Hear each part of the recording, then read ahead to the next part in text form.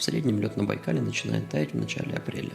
Но если весна теплая, то уже в конце марта в южной части озера лед начинает менять свою структуру, впитывать в себя воду и постепенно разрушаться. От начала разрушения ледового покрова в южной котловине, которое происходит в апреле, до полного очищения всего водоема в мае-июне проходит около месяца и больше.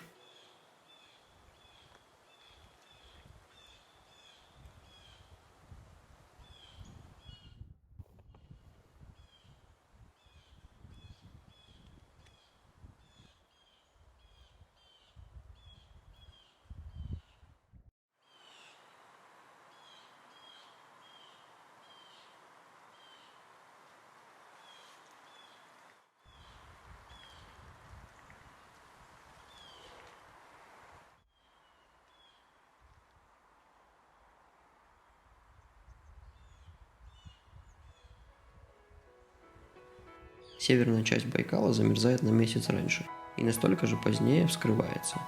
При раннем замерзании толщина льда обычно бывает большей, соответственно позднее начинается и вскрытие озера. Но где же то место, где Байкал скрывается раньше всего? В районе мыса Большой Кадильный. Здесь есть выходы газов, которые поднимают к поверхности более теплые глубинные воды, а они вызывают образование пропарин зимой и раннее таяние льда весной. Мыс Кадильный расположен в 36 километрах северней Листвянки. Если вы щелкнули на это видео только чтобы узнать, когда же тает лед, то на этом все.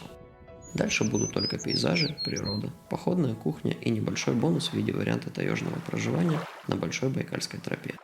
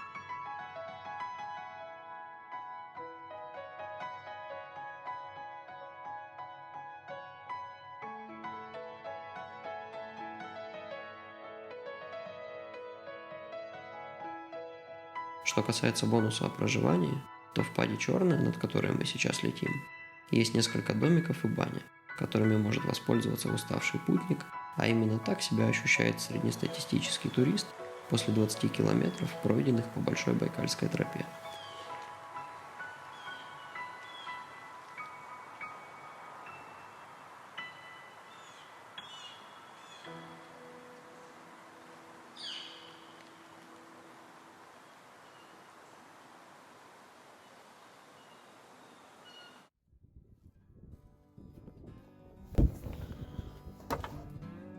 Турприют Пади Черный – классное место для комфортной по туристическим меркам ночевки.